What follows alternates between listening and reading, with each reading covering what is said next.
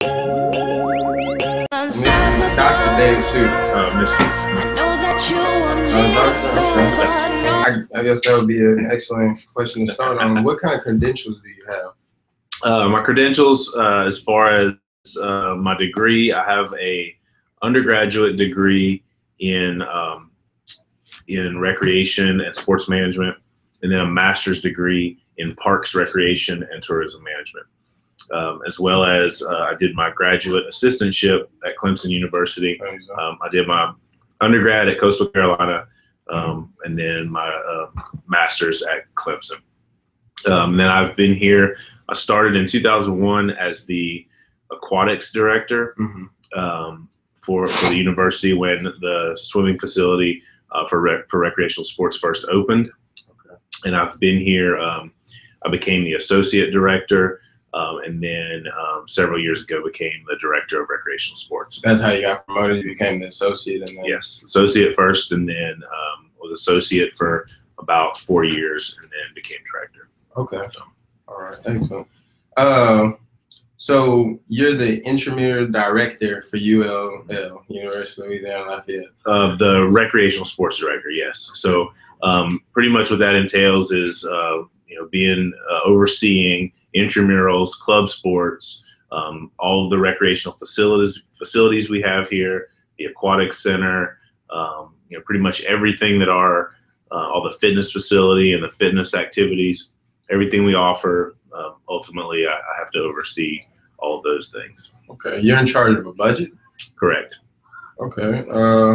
So who's responsible for the budgeting process exactly? Well, what I do each year is I submit a budget, a proposed budget to the university, and it would go through my direct supervisor, which is the dean of students, okay, and then the vice president of student affairs, and then on to the administration and finance department of the university for final approval. So I submit what I think, my best guesses at what we would like to spend in each area. Things like travel, capital outlay, which is, what new facilities can we afford to buy, equipment, operating expenses, our staffing needs, because we have, roughly 100 student workers each year that we have to account for, how we're going to pay them, and then our professional staff as well, their salaries, et cetera. So kind of put together all that, my best guesses on what the year will be, and then we submit that for my supervisors, and then ultimately the university to review and approve. You go through the department heads and things like that? Yeah, so I'm considered the department head for recreational sports, and then my direct supervisor, the dean of students, would look at it, make sure that she approves it, and then on to the vice president for student affairs, then ultimately the vice president for administration and finance. Okay. So he's the one that kind of would do the final approvals of everybody's budget for the university. And in our area, our budget comes from a student assessed fee. Mm-hmm. So each year it's pretty consistent, but it's based on the number of students that are enrolled. So if enrollment rises, we might have a little bit more money. If enrollment drops, our funding would drop as well. So we kind of have to watch. We do our best guess at what we think enrollment will be and what we'll look to use, and then not until those final enrollment numbers come in do we really know what we have. It's about $22. I look at it all the time. Yeah. How often is the budget revised? We look at it quarterly, but we do it once a year. So we submit that budget for approval once a year. Mm-hmm.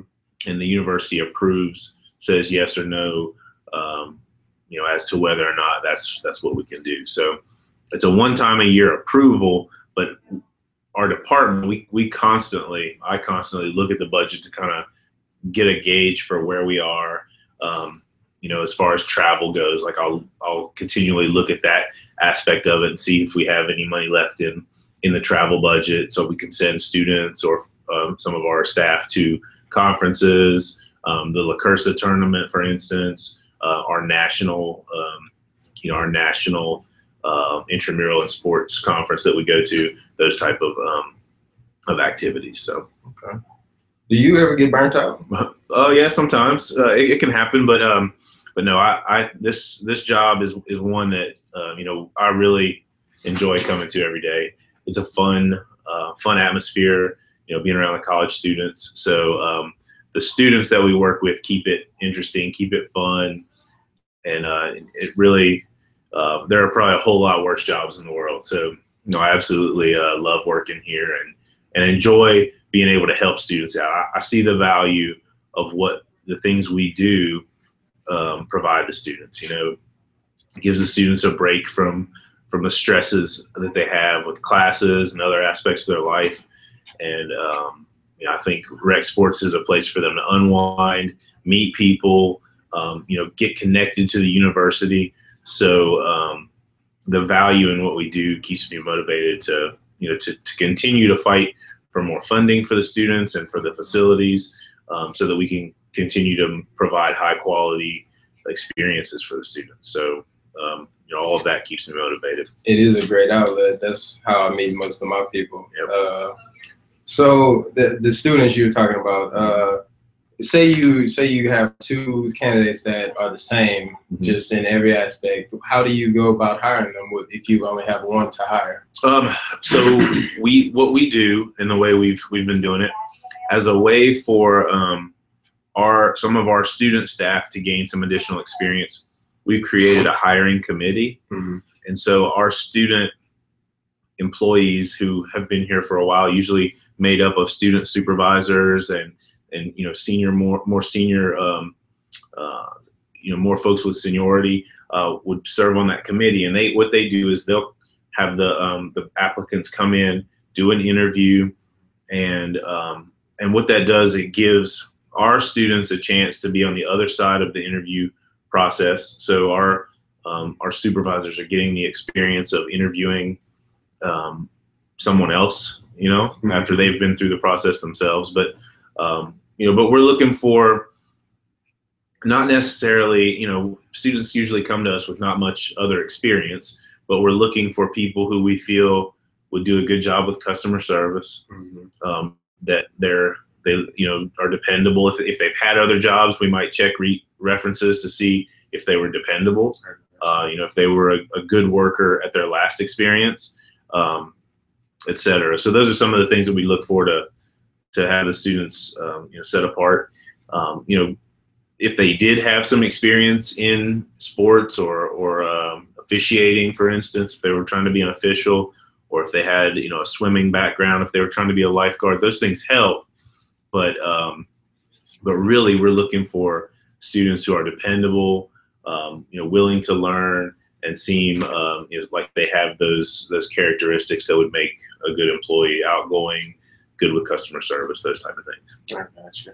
What's most important to you, the mission, the core value, or the vision? Well, I use all of those things on a daily basis, but I think I go back to our mission. When I have to make tough decisions, mm-hmm. about whether or not something for the program is a good idea, or something that somebody's asking to do here is a good idea, I have to go back to that mission and kind of see if it lines up with whatever the request is, lines up with our mission. So I think I value the mission statement, and I go back to that almost on a daily basis to kind of reference if the things we're doing are aligned with that mission. I got you. If you wasn't here, what would you be, Clemson? I don't. That's a hard one. I started my career here in Lafayette.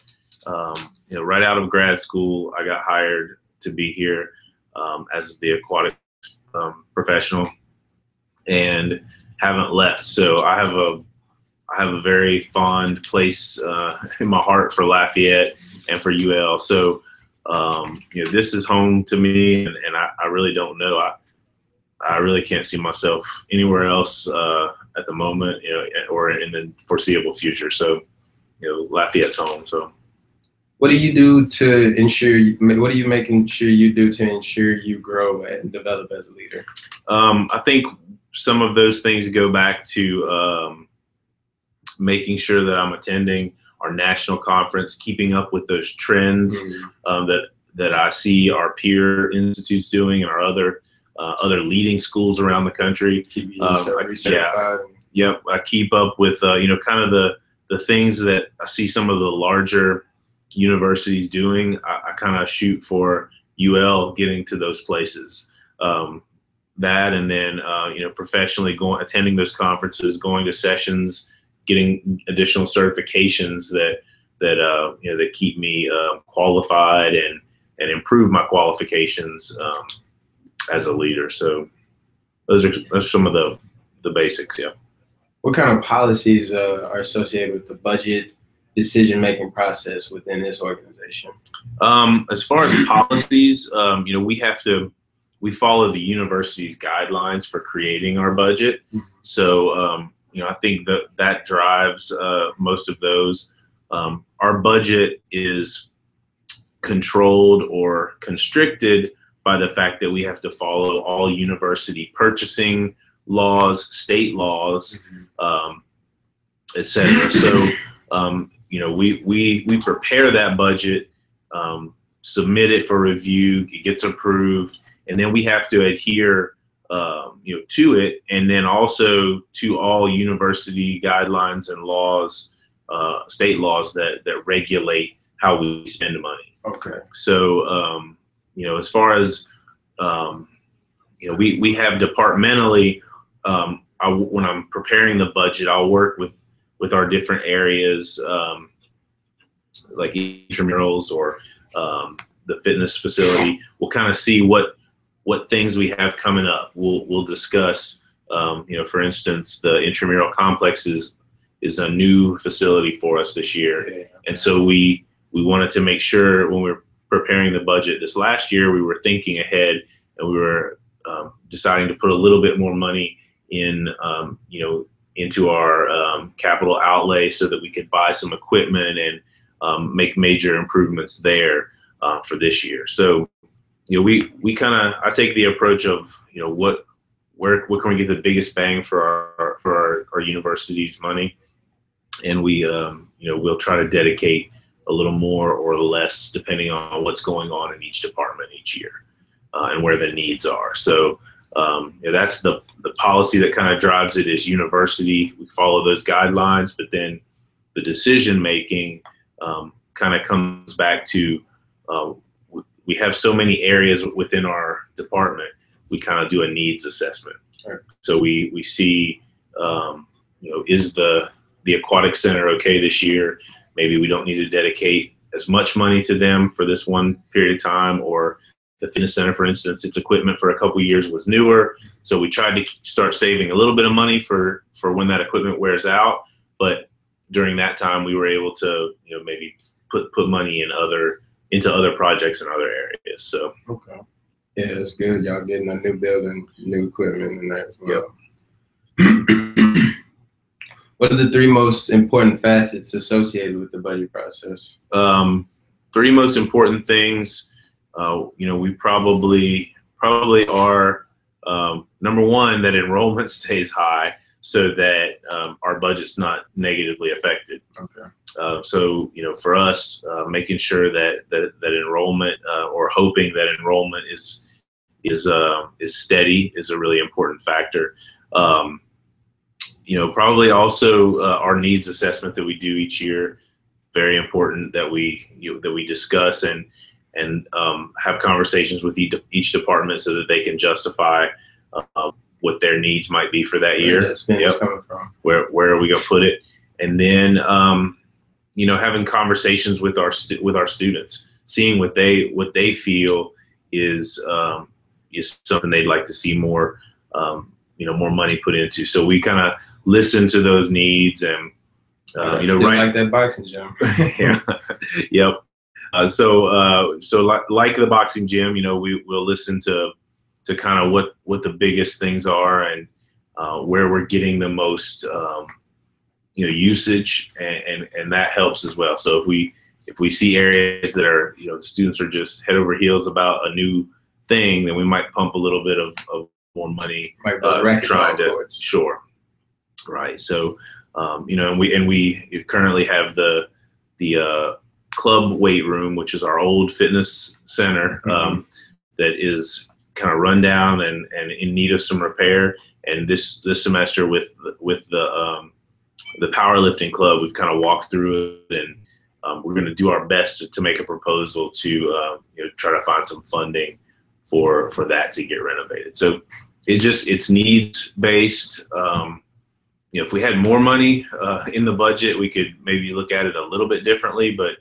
But we you know, we also another important thing, I don't know if I've covered, I probably did more than 3, but the other thing that's important about our budgeting is that we are starting to find alternative funding sources. That we haven't been able to increase the student fee in quite a number of years. So it's important that we are looking ahead and trying to figure out other funding sources.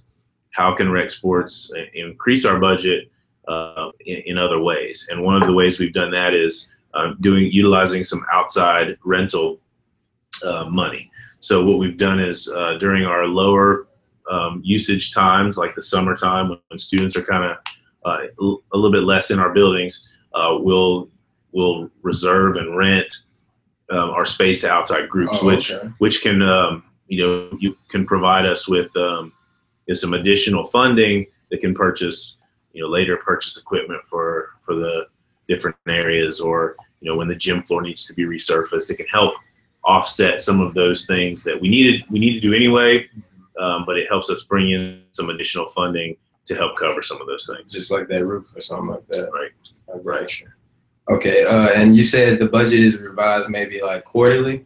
Yeah, we look at it, and we will, if adjustments need to be made, we would do it. But we only once a year submit it for an overall annual approval from the university. So we kind of have to stick to that budget. When we look at it quarterly, we might have to make small adjustments, or just realize, hey, we really can't spend any more in this area. We need to focus on this. So yeah, we would look at it and make small adjustments, but it only goes once a year for approval. Okay, I gotcha. So how do you handle financial decision making on a daily basis? Well, the first is looking at the budget and seeing if that budget itemized line has funding in it. If it's a capital outlay item, you know, if we don't have the money in that line, it's hard for us to be able to fill that request. But you know, we make those decisions based on if the funding's there, and then you know, I always ask myself what's best for the students. So I use that question fairly regularly when I'm trying to make those decisions. That's great. That's great. And then, you know, we'll also we'll sit down as a group, our professional staff for rec sports, if there's a hard decision to be made, and you know, we would consult together. We would sit and we would kind of talk about it, talk it through, see if you know, if whatever the financial issue would be, how can we overcome it? You know, if we have a few thousand extra dollars in one line item, can we survive if we would move, you know, for instance, in order to take a group of students on to a La Cursa tournament, or an additional team on the La Cursa tournament? Could we find that funding elsewhere and kind of shift a little bit and maybe do without office, you know, do a little less office supply situations, or maybe we don't need basketballs this year if we are able to take this team on this trip. So we do have a little bit of flexibility, and I think it goes back to, you know, we try to ask ourselves what's best for the overall number of students. Like, how can we help you know, the most students, give them the biggest bang for their buck? So yeah, and, it goes back to that. We did a little something like that, a little budgeting thing in Canadian 205 early this year. That's crazy. You say that, less basketballs in this area, less supplies, staples, and stuff. I don't want to take too much of your time. This is the Canadian 205 question I got to ask. I'm interested in other stuff. Like, what are your success habits? I think one of the things on a daily basis that I try to stick to every day is taking a little bit of time out of the day to take care of myself. I try to make it a habit to step away from the office for a minute. Middle of the day, I usually do it over my lunch break. Either go for a jog or go lift some weights, go for a swim. It does two things for me. It refreshes me. I am more productive when I return. But it also gives me a chance to, in a way, assess areas that if I was sitting behind my desk, I might not normally see. If I'm, jogging around the intramural complex at lunch, I can mentally make notes. Hey, that's broken. That this looks like it's in bad condition, or just noticing things that, hey, we could do this better or that better. If I'm out there, it also lets me clear my head and just think. Yesterday on my run, I was thinking about I'm doing a job description for a potential job we're trying to create for intramural for recreational sports, and just being away from the desk helped me clear my mind and think of some of the things that I wanted to include. So I'm a fan of taking care of yourself first. Making sure that you make time in the day. And that doesn't happen every day. There's days when there's meetings and other things that prevent me from that. But I think that having taking care of myself is a success habit that I think is valuable to people. I think it leads to less sick days and just an overall more productive workforce. I encourage our folks that work for us for rec sports to take that time for themselves as well. So I think it's important. Yes, sir. But in addition to that, just making sure that you're always learning, making sure that you are setting the example for your student workers and for the people that work for you. So I think all of those things kind of lead to success. So terrific, excellent. What mistake do you see leaders make more frequently than others? Maybe not leading by example, being complacent. So I got the job now. I don't have. Yeah. I think maybe not moving the ship forward, just being complacent and not having a big vision. So one of the things my old director and mentor used to always think was just dream it big, because you only get one chance at when you're making these new projects for rec sports, like the intramural complex or the fitness center. When we did the fitness center, his motto was always dream big, so that we shoot for the stars, and you get more.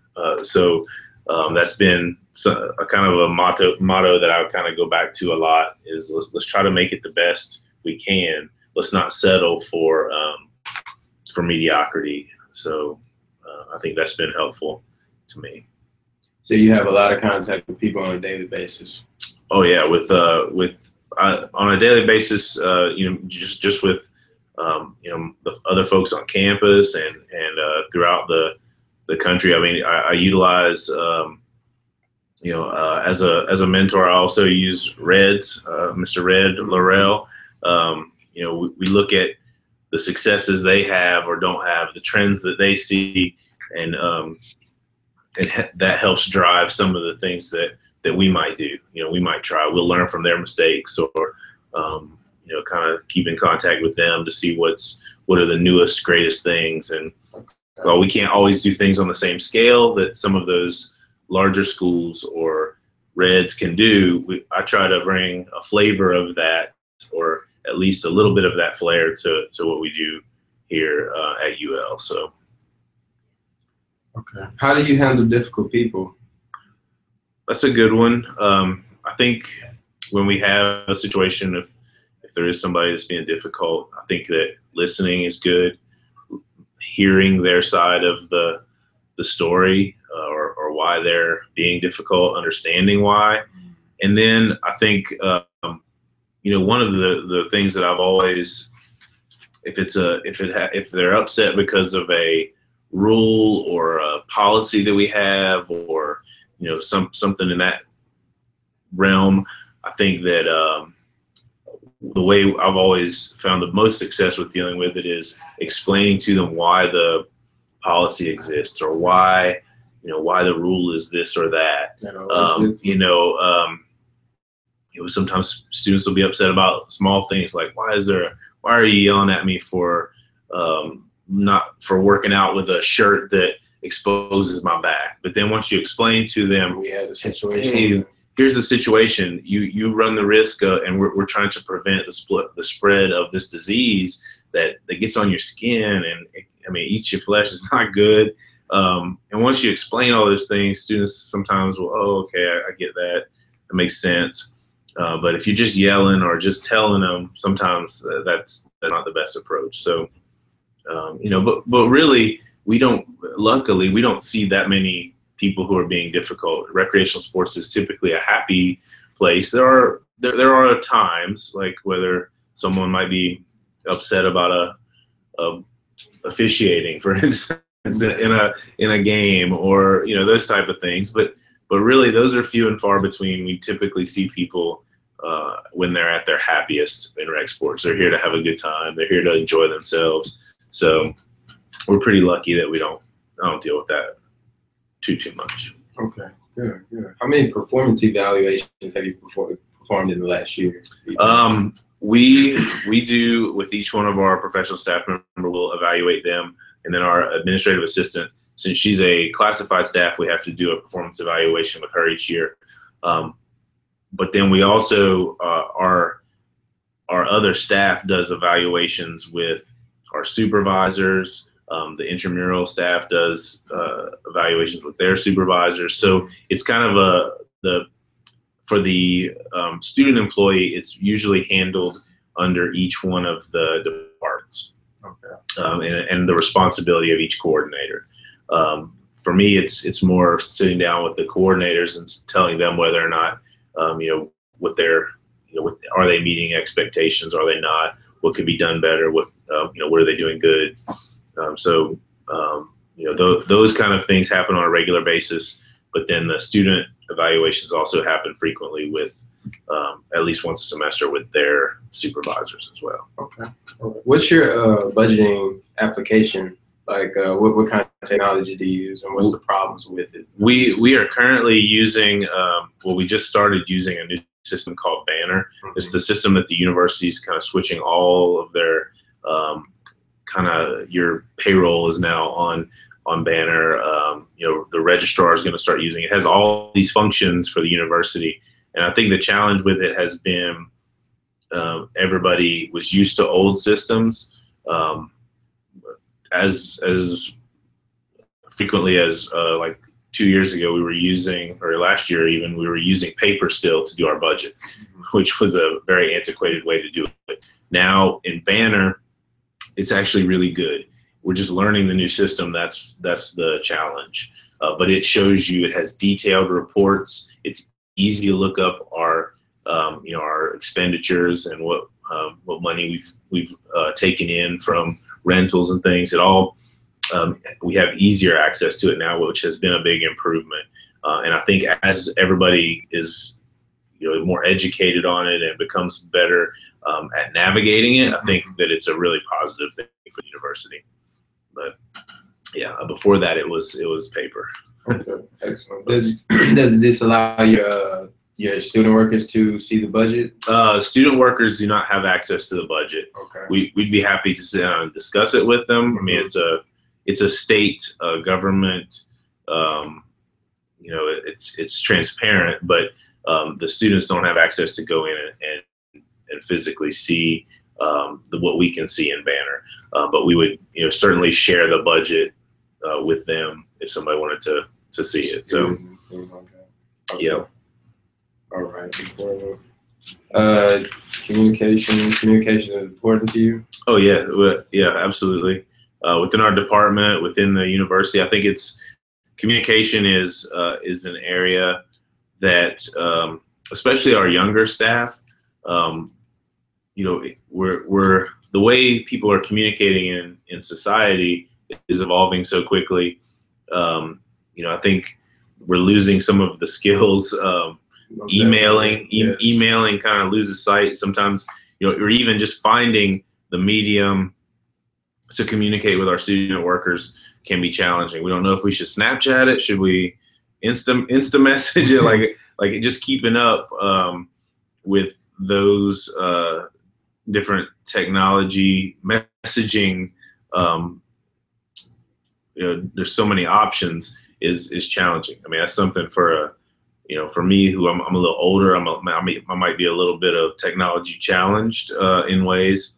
I keep up, but it becomes more challenging every day because it's changing so much. Like just kind of trying to communicate with the students, deciding whether it's text or is it email. Half of them don't check email, so you're just always trying to figure out what's the best way to communicate as a staff and as a group. I still think university business-wise, like between departments and with department heads, email is still the messaging medium of choice. But with the student staff, it's I think that's still up in the air as to what the best thing to use is. We use the GroupMe app, and maybe that's the way. But who knows what it's going to be tomorrow.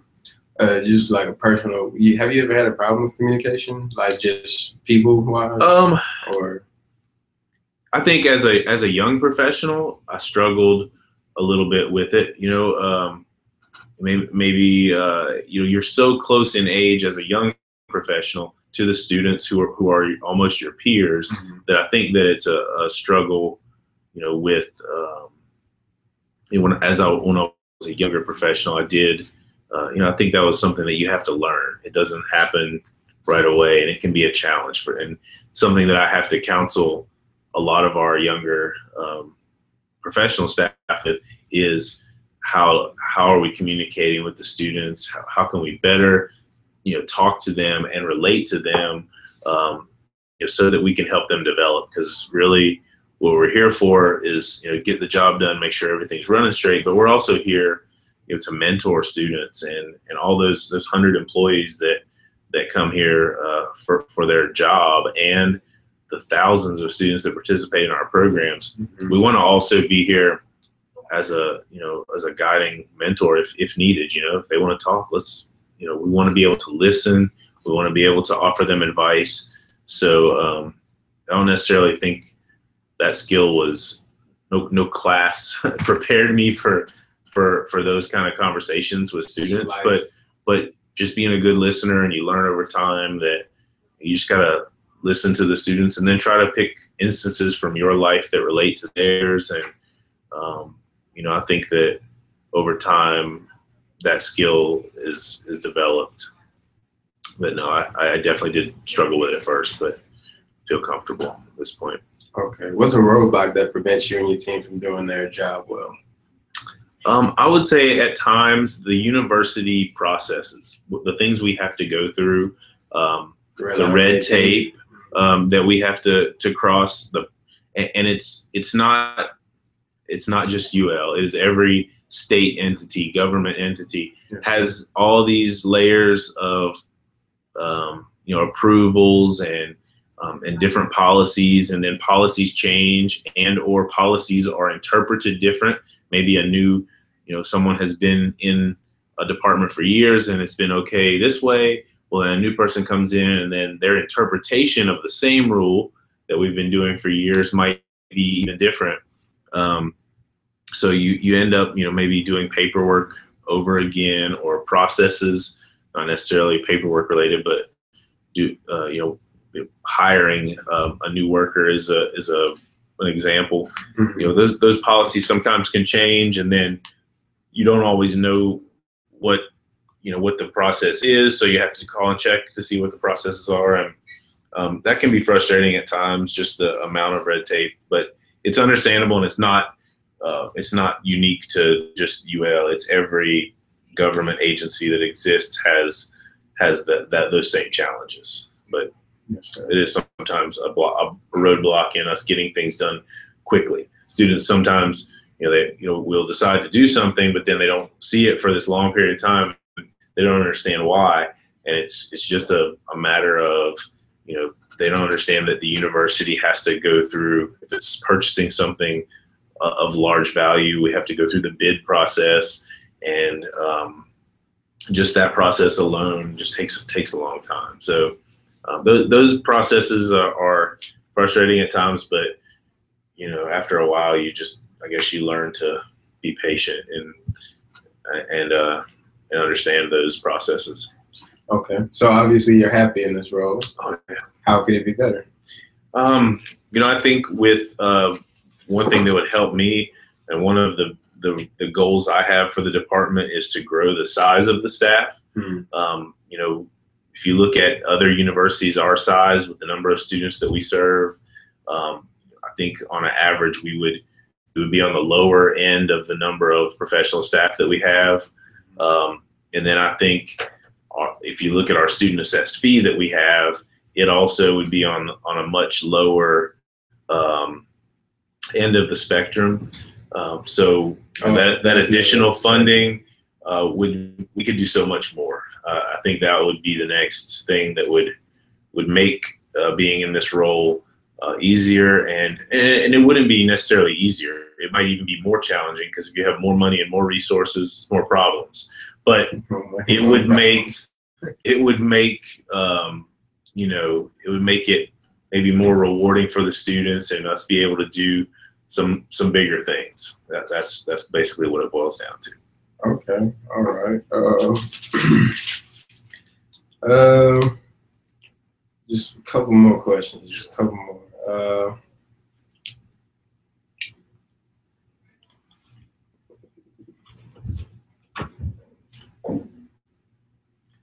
I forgot my last question for you.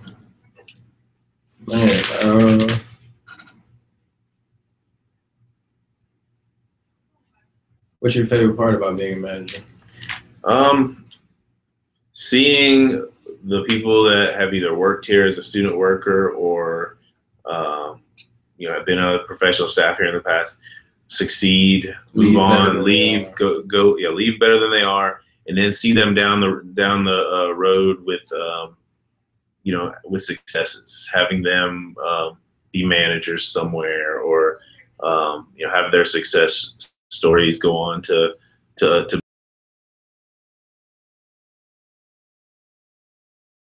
bigger, better things, going to grad school if they're a student. Just the different life-changing experiences they get to go have, and the appreciation that a lot of the students have for their time here. I think that's when a student tells you they appreciate what you've done for them, or the mentorship you've given them, that makes it all worthwhile, and it really is rewarding when somebody is successful and thankful for the the services you've given them. So yeah, that's why we do it, I think. Yes, sir.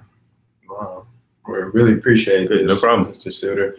Absolutely. And, I don't think they'd have a problem with like a $20 to $30 increase. If doing recreational sports, throwing that in the your tuition fees or whatever. Yep. I'm glad you agree with that. Yes, sir. We will continue to try to to work for that, but it's up to student government has to be on board, and the president and everybody have to kind of agree on something like that. But yeah, hopefully in the future we can do that. Yes, sir. It's a really fun program, and it seems like you have a great job. I would love your job. It is. Yes, sir. It's a good job. I appreciate it. Thank you very much. Appreciate your time, and good luck with your projects. Yes, sir. Thank you very much. No.